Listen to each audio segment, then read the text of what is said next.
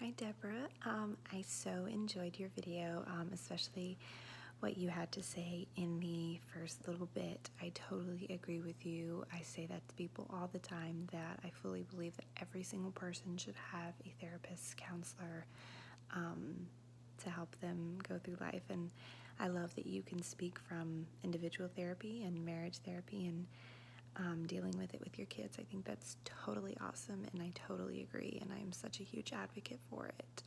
Even if I wasn't in this profession, I feel like it's so important for every person to have. And I agree with a few of the things you said. In particular, I agree with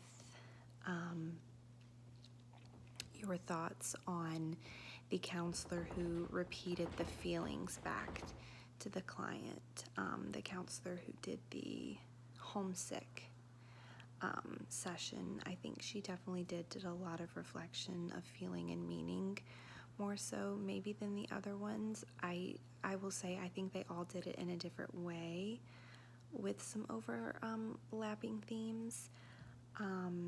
And kind of to answer your question that you had at the end, in my opinion, just my personal take on your question on how you should approach that, and if you should tell the client those feelings and, put a word to what they're saying versus the client saying what they're feeling. I think it really just depends on the client. I think it's something that you can probably gather and get a feel for.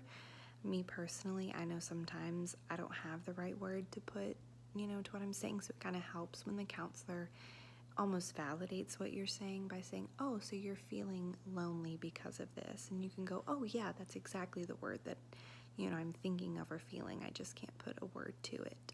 But then I think sometimes too it is important that you let the client tell you that information. I think it really just depends on the situation. But I loved your video and everything you had to say.